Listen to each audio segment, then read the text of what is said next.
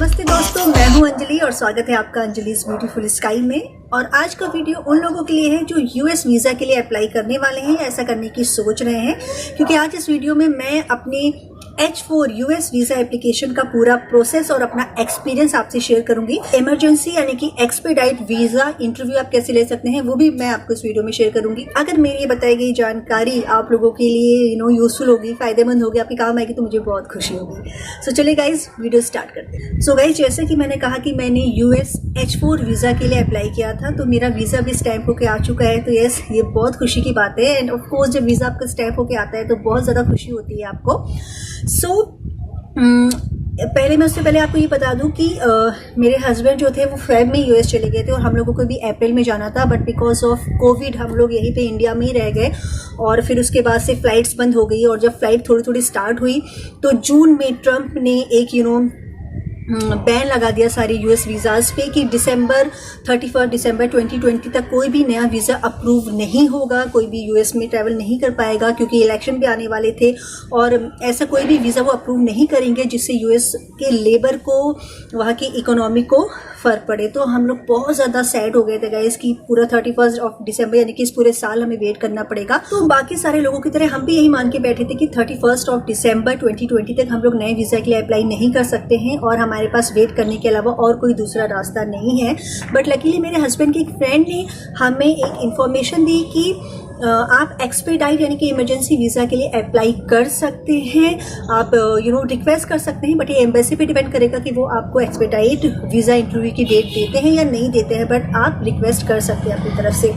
सो जब मैंने एम्बेसी की और वीज़ा एप्लीकेशंस की सारी साइट में अच्छी से डिटेल रीड की, जो कि बहुत ही छोटे छोटे अक्षरों में लिखा रहता है और हम इतना डिटेल में जाके नहीं पढ़ते हैं, तो जब मैंने उसमें पढ़ा तो मैंने ये देखा वहाँ पे साफ साफ मेंशन था कि ये जो बैन लगाया है ट्रंप ने या यूएस गवर्नमेंट ने नए वीज़ा के लिए, वो उन लोगों पे एप्लीकेबल नहीं होगा। फॉर एग्जांपल कि अगर किसी के हस्बैंड, जैसे कि मैं अपने केस में बताती हूँ, जैसे कि मेरे हस्बैंड यूएस में, यानी कि जब ये बैन लगा है जून 2020 में, तो उस डेट से पहले अगर मेरे हस्बैंड जैसे कि यूएस में है और वो इस जो बैन है उससे इफेक्टेड नहीं है, क्योंकि वो तो ऑलरेडी यूएस में है, वहाँ पे वर्क कर रहे हैं, तो जो उनकी फैमिली है, जो उनके डिपेंडेंट हैं, वो भी इससे इफेक्टेड नहीं होंगे, तो वो लोग वीज़ा के लिए अप्लाई कर सकते हैं। तो यस, जब मुझे पता चला कि मैं ये अप्लाई कर सकती हूँ तो मैंने बिना एक भी पल गवाए नए वीज़ा के लिए अप्लाई कर दिया। जब मैंने इंटरव्यू की डेट वहाँ पे सेलेक्ट करने के लिए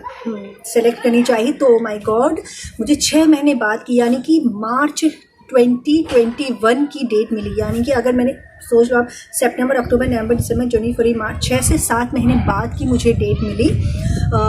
आई थिंक मार्च 10 की मुझे डेट मिली थी। तो फिर मैंने सोचा ये तो वही बात हो गई एक तरह से कि अगर आप 30, जैसे कि अगर मैं दिसंबर के बाद भी जनवरी में अप्लाई करती तो शायद मुझे 2 या 3 महीने की डेट मिलती, और अभी भी मैं अगर अप्लाई कर रही हूँ फिर भी मुझे 6 महीने बाद की डेट मिल रही है, तब तो सेम ही कंडीशन हो गई।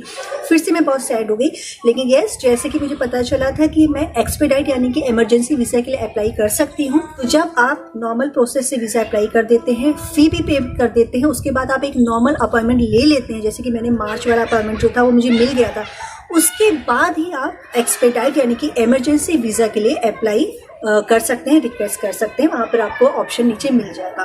तो यस, मैंने इमरजेंसी वीज़ा के लिए अप्लाई किया, इंटरव्यू की इमरजेंसी वीज़ा अपॉइंटमेंट के लिए अप्लाई किया, और जो रीज़न मैंने लिखा, जो रीज़न वहाँ पे मेंशन करना पड़ता है राइट करके, वो जो मैंने लिखा वो जेन्युइन जो हमारा रीज़न था वही लिखा। और वो रीज़न ये था, मैंने उन्हें लिखा कि मेरे हस्बैंड फेब 2020 में यूएस चले गए थे और उसके बाद हमें अप्रैल में जाना था, और बिकॉज ऑफ दिस कोविड की वजह से, इस सिचुएशन की वजह से हम इंडिया में स्टक हो गए हैं, और मैं और मेरा छोटा 5 साल का बेटा यहाँ इंडिया में अकेले हम सर्वाइव कर रहे हैं। और क्योंकि मेरा बेटा बहुत छोटा है और वो अपने पापा को बहुत ही मिस कर रहा है, जो कि उसकी अपब्रिंगिंग पे, उसकी मेंटल एंड फिजिकल ग्रोथ पे भी इफ़ेक्ट कर रहा है, और मेरे लिए भी बहुत टफ है सिचुएशन में यहाँ पे सारी चीज़ें हैंडल करना। सो मैं आपसे रिक्वेस्ट करती हूँ कि प्लीज़ एक हमें इमरजेंसी इंटरव्यू का अपॉइंटमेंट फिक्स करिए और हमारा वीज़ा, सो दैट कि हमारा वीज़ा आगे प्रोसेस हो पाए। तो यस, मैंने उनको ये मेल कर दी और उसके बाद जस्ट फिंगर क्रॉस कर दिए। बट लकीली 3 से 4 दिन के बाद मुझे एक अप्रूवल मेल रिसीव हुआ कि यस, आपका एक्सपेडाइट वीज़ा इंटरव्यू अप्रूव हो गया है। और लकीली फिर हमें 1 वीक के बाद की डेट मिल गई।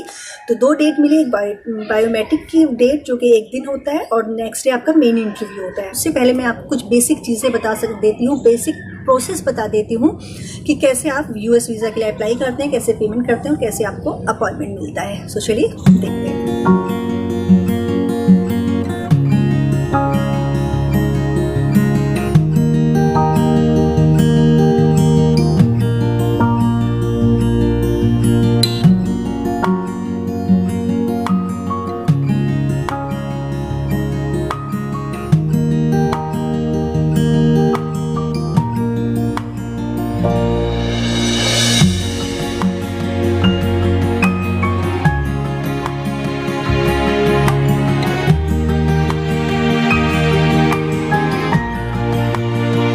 जैसे मैं वीज़ा इंटरव्यू में गई, क्या उसका पूरा प्रोसेस था, फर्स्ट डे क्या हुआ, उसके बाद सेकंड डे इंटरव्यू के लिए मैं मेन इंटरव्यू के लिए कैसे गई, क्या उसका प्रोसेस था, क्या क्वेश्चन आंसर्स थे।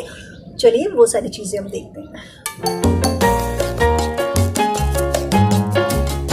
गाइस हम लोग बस निकल रहे हैं VAS इंटरव्यू के लिए। तो आज तो सिर्फ बायोमेट्रिक लिया जाता है और आपके फिंगरप्रिंट्स और फोटोग्राफ से खींची जाती है। सो वहाँ से आती फिर बताती हूँ आपको आज का एक्सपीरियंस। सारे पेपर जो भी आज रिक्वायर्ड है, मैंने एक फ़ाइल बना ली है और इस फाइल के अंदर सारे पेपर्स हैं।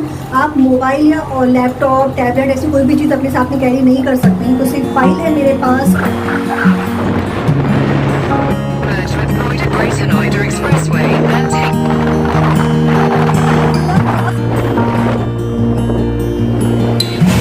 तो गाइस हम लोग अपने डेस्टिनेशन पे पहुंच गए हैं। जस्ट सामने ही है वीज़ा एप्लीकेशन सेंटर। इसके आगे कैमरा, मोबाइल कुछ भी अलाउड नहीं है। तो मैं जस्ट करके आती हूँ प्रोसेस, फिर आपसे मिलती हूँ। So guys we have just reached and let's talk about the आज का जो हमारा एक्सपीरियंस था VAC अपॉइंटमेंट का। तो आज हमारा VAC अपॉइंटमेंट था और आज के दिन सिर्फ बायोमेट्रिक लिया जाता है। तो हम लोग वहाँ पे पहुँचे, बहुत ही कम रश था क्योंकि आजकल सिर्फ इमरजेंसी अपॉइंटमेंट ही मिल रहे हैं। तो बहुत कम भीड़ थी और 9:30 की मेरी टाइमिंग थी। तो 15 मिनट पहले मुझे एंट्री मिल गई। जस्ट वहाँ पे हैंड सैनिटाइज किए गए, टेम्परेचर चेक किया गया, उसके बाद हमारा अपॉइंटमेंट लेटर देखा गया। उसके बाद हमारी अंदर जब एंट्री हुई तो बहुत ही कम रश था और एक बार में सिर्फ 1 या 2 लोगों को ही अंदर भेज रहे थे जहाँ पर ये आपकी बायोमेट्रिक और फोटोग्राफ ली जाती है। तो वहाँ पर जैसे मैं पहुँची तो एक पहले से कोई था, उसके बाद मेरा नंबर आया। बिल्कुल ही खाली खाली सा था आजकल कोविड की वजह से। सबसे पहले उन्होंने मेरा पासपोर्ट एंड DS-160 याद से ले जाइएगा आप ऑब्वियसली। तो सबसे पहले उन्होंने मेरा DS-160, पासपोर्ट और अपॉइंटमेंट की कॉपी, ये 3 चीज़ें मांगी। और उसके बाद उन्होंने मेरा बायोमेट्रिक मतलब दोनों हाथों के फिंगर्स के निशान, जो 4 बाएं हाथ के और दाएं हाथ के, फिर उसके बाद थंब के ये निशान लिए और उसके बाद मेरी फ़ोटो क्लिक की। तो ये तो हो गया मेरा प्रोसीजर, जस्ट इतना ही सा था। दक्ष के लिए छोटे बच्चों के बायोमेट्रिक नहीं लेते हैं, फिंगर के निशान नहीं लेते, तो उसके नहीं लिए। उसकी फ़ोटो क्लिक कर रहे थे बट वो इतना सही से आ नहीं रही थी। I don't know the reason कि बच्चा थोड़ा मूव होता है। तो उन्होंने मुझसे पूछा कि क्या मैं फ़ोटोग्राफ लेके आई हूँ, और जैसा कि ऐसे इसमें मेंशन भी है कि आप छोटे बच्चों को ले जाना वहाँ पे ज़रूरी नहीं है। वो मैं ले गई थी, दैट वाज माय चॉइस। तो छोटे बच्चों का आपको फ़ोटोग्राफ लेके जाना होता है, जैसे उसका DS-160, बच्चे का पासपोर्ट, अपॉइंटमेंट कंफर्मेशन लेटर और उसका फोटोग्राफ। और फोटोग्राफ जैसा मेंशन है उस साइट में प्रॉपर वैसे ही होना चाहिए। वो आप लोग ज़रूर एक बार साइट में डिटेल जाके देख लीजिएगा। मैं आपको जस्ट बेसिक इन्फॉर्मेशन दे दूँ कि 2x2 का फोटोग्राफ होना चाहिए, वाइट बैकग्राउंड होना चाहिए, सन ग्लासेस, ये सारी चीज़ें नहीं होनी चाहिए। तो डिटेल उसमें दी है, वहाँ से आप ज़रूर देख लीजिए। तो आज हमारा सिर्फ इतना ही काम हुआ वहाँ पर, मतलब इतना ही काम होता है VAC अपॉइंटमेंट में कि आपके फिंगरप्रिंट लिए जाते हैं, आपका फ़ोटो क्लिक किया जाता है, DS-160 चेक होता है कि सारी डिटेल सही है, पासपोर्ट चेक होता है, फिर DS-160 पे उन्होंने टिक किया है, चीज़ें करेक्ट की है। यही फॉर्म, यही DS-160 हमें कल लेके जाना है मेन इंटरव्यू के लिए, यानी कि काउंसलर इंटरव्यू के लिए। तो बाकी की डिटेल मैं आपको कल दूँगी। So guys, today is the second day of my interview. तो आज मेन इंटरव्यू है, so I am just going.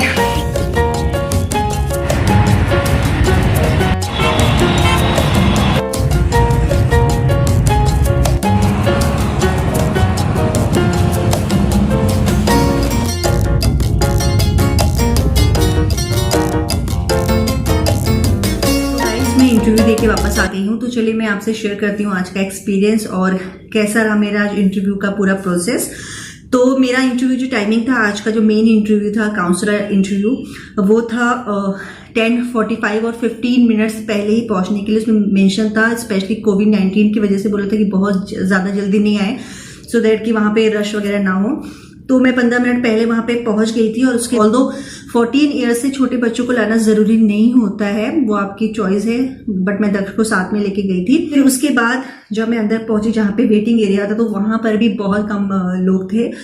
Otherwise normal days में काफ़ी सारे लोग होते हैं जो इंटरव्यू के लिए आते हैं, बट अभी आजकल बहुत ही कम लोगों को, जैसे कि मैंने कहा कि अपॉइंटमेंट मिल रहा है। तो अप्रॉक्सीमेट मेरे सामने वहाँ पर सिर्फ 15 to 18 लोग ही थे, और वो भी जो बेंच थी 2-2 मीटर के गैप पे बैठे थे। फिर थोड़ा वेट करने के बाद, हाफ एन आवर वेट करने के बाद हमारा नंबर आया। फिर हम मेन जहाँ पे इंटरव्यू होता है उस एरिया में गए अंदर, और उस वहाँ पर भी लोगों को 2-2, 4-4 करके ऐसे लोगों को बुलाया जा रहा था। एंड सेम वहाँ पे भी डिस्टेंस मेंटेन किया जा रहा था आपके बैठने पे। और नॉर्मली जो वहाँ पर इंटरव्यू के विंडोज हैं वो 25 या उससे भी ज़्यादा काउंटर्स थे जो मैंने देखे, सब पे नंबर लिखे हुए थे। लेकिन आज सिर्फ 2 काउंटर्स ही ओपन थे। दैट मीन्स कि सिर्फ 2 विंडोज पर ही इंटरव्यूज हो रहे थे, क्योंकि सिर्फ 15 से 20 लोग ही आए हुए थे मैंने जिस टाइम पे देखा उस टाइम पर। तो सबका 1 by 1 इंटरव्यू हो रहा था, और मैक्सिमम 10 मिनट्स ही लग रहा था। उससे ज़्यादा किसी भी कैंडिडेट को मैंने नहीं देखा कि उससे ज़्यादा देर तक चला हूँ। मैक्सिमम बता रही हूँ, किसी किसी का 3, 4 या 5 मिनट में भी इंटरव्यू हो जा रहा था। तो अंदर अगेन 15 से 20 मिनट्स में मेरा नंबर आ गया, और उसके बाद उन्होंने मेरा इंटरव्यू स्टार्ट किया, मुझसे क्वेश्चंस पूछे। एंड देन जस्ट 5 मिनट्स में ही मुझसे कुछ बेसिक क्वेश्चंस पूछे, जैसे कि मेरा H4 वीज़ा था। H4 वीज़ा डिपेंडेंट वीज़ा होता है, तो उसमें आपसे बहुत ज़्यादा कुछ टेक्निकल या ऐसे क्वेश्चंस नहीं करते हैं, और वीज़ा अप्रूव ना होने के चांसेस भी बहुत कम होते हैं। बट फिर भी आपको प्रॉपर तैयारी के साथ जाना चाहिए। सारे सपोर्टिंग डॉक्यूमेंट्स, मेन डॉक्यूमेंट्स, साथ में क्या क्या क्वेश्चंस वो आपसे पूछ सकते हैं, वो सबकी तैयारी करके जाना चाहिए। तो क्या क्या क्वेश्चंस होते हैं जो आपसे एक H4 वीज़ा के इंटरव्यू के दौरान पूछे जा सकते हैं, वो उस सारा क्वेश्चन जो मैंने ऑनलाइन काफी सारे क्वेश्चन सर्च किए, तो उसका लिंक मैं डिस्क्रिप्शन में दे दूंगी, आप वहां से जाके देख सकते हैं, आपको बहुत हेल्प हो जाएगी। सो एक और बात मैं आपसे यहाँ पे शेयर करना चाहूंगी गाइस, कि जब भी आप इंटरव्यू के लिए जाए, वीजा इंटरव्यू के लिए, तो आपका जो ड्रेसिंग होना चाहिए वो डिसेंट ड्रेस होना चाहिए। जैसे कि ये मेरा पर्सनल एक्सपीरियंस है, और मैं आपको पर्सनल अपना ओपिनियन दे रही हूँ कि जैसे कि मैं H4 वीजा के लिए अप्लाई कर रही थी, और मैं अपने हस्बैंड की डिपेंडेंट थे, मैं और दक्ष। तो मैंने सोचा कि क्योंकि मैं कई बार वो ये चेक करते हैं H4 वीजा में कि कहीं ये फेक H4 वीजा के लिए तो अप्लाई नहीं करें, क्या रियल में एक्चुअल में हस्बैंड वाइफ है, क्योंकि वो आपका मैरिज सर्टिफिकेट, ये सारी चीजें देखी जाती है उसमें। तो मैंने सोचा कि यस, मुझे एक मैरिड गर्ल का लुक कैरी करना चाहिए। तो आज मैंने प्रॉपर सूट पहना था, एंड बिंदी वगैरह लगा के, मांग में सिंदूर, ये सारी चीजें, प्रॉपर जो गेटअप था एक मैरिड गर्ल की तरह मैंने कैरी किया था। तो अगर आप लोग भी H4 वीजा के लिए अप्लाई कर रहे हैं तो इन बातों का ध्यान आप रख सकते हैं, but this is my personal opinion. ऐसा बिल्कुल नहीं है कि आपको सूट पहन के या सिंदूर या बिंदी लगा के जाएंगे तभी आपका वीजा अप्रूव होगा, ऐसा नहीं है। आप जो भी जिसमें भी आप कंफर्टेबल हो वो आप डेफिनेटली पहन सकते हैं। तो यस, फाइनली सिर्फ 5 मिनट का इंटरव्यू हुआ। उन्होंने मुझसे कुछ बेसिक क्वेश्चंस पूछे, कुछ 3-4 सपोर्टिंग डॉक्यूमेंट्स मांगे, एंड देन उन्होंने मुझे स्माइल के साथ बोला that your visa has been approved, और उन्होंने मेरा और दक्ष दोनों का ही पासपोर्ट अपने पास रख लिया।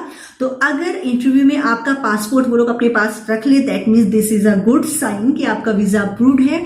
फिर आपका पासपोर्ट आपको या तो आपको जाके कलेक्ट करना होता है, जब वो बताएंगे जो भी कलेक्शन सेंटर्स हैं, कुछ दिल्ली के अलग, जो अगर आप दिल्ली सेंटर के कुछ अलग कलेक्शन सेंटर्स हैं, बेंगलोर, मुंबई, आप जहाँ भी अप्लाई करते हैं अलग अलग है, वो सारा साइट पे दिया हुआ है।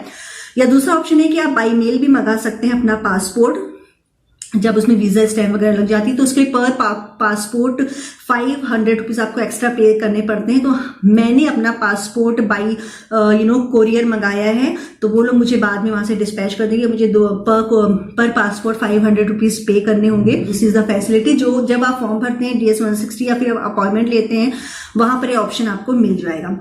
सो यस गाइस, मेरा ये वीजा इंटरव्यू बहुत ही स्मूथ, बहुत ही कम टाइम में बहुत ही इजीली हो गया। बहुत ही पोलाइट थे वो पर्सन जिन्होंने इंटरव्यू लिया, and finally my visa has been approved. So yes, अच्छा, अब एक इंपॉर्टेंट चीज कि मुझसे क्या क्या क्वेश्चंस पूछे, तो this section is very important कि कैसे कैसे उन्होंने मुझे क्वेश्चन पूछे, क्या क्या क्वेश्चन पूछे और मैंने क्या आंसर दिए। लेकिन वो मैं आपको अपने नेक्स्ट वीडियो में बताऊंगी कि H4 वीजा इंटरव्यू के दौरान क्या क्या क्वेश्चंस मुझसे पूछे गए, क्योंकि अदरवाइज ये वीडियो बहुत लेंथी हो जाएगा और वो मैं आपको डिटेल में थोड़ा समझाऊंगी about the interview process, about the questions क्या इंटरव्यू में पूछते हैं और कैसे मुझसे क्या पूछा, मैंने क्या रिप्लाई किया। सो आज का व्लॉग बस यही। सो गाइस, देखा आपने कि कैसे H4 US वीज़ा का पूरा प्रोसेस था, कैसा मेरा इंटरव्यू का एक्सपीरियंस रहा। आई होप मैं आपको ज़्यादा से ज़्यादा जानकारियाँ दे पाई होंगी इस वीडियो में। और इंटरव्यू कैसा रहा, क्या क्या क्वेश्चंस मुझसे पूछे गए, क्या मैंने आंसर किए या क्या क्वेश्चंस हैं जो पूछे जाते हैं, वो सारी चीज़ें मैं आपको डेफिनेटली बताना चाहती हूँ, क्योंकि वो बहुत एक इम्पॉर्टेंट पार्ट है और बहुत ज़्यादा ज़रूरी भी है।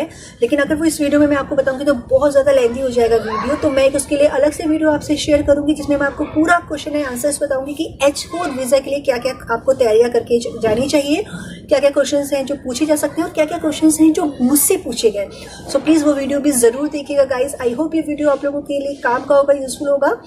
मैं अंजलि जल्दी मिलती हूँ आपसे एक नए वीडियो में, और अगर आपको यूजफुल लगा है, वीडियो पसंद आया, so please subscribe my channel, give your thumbs up to this video, share with your friend जो भी US वीज़ा H4 वीज़ा के लिए अप्लाई करने के बारे में सोच रहे हैं उनके साथ शेयर करिए। मैं जल्दी मिलती हूँ आपसे एक नए वीडियो में।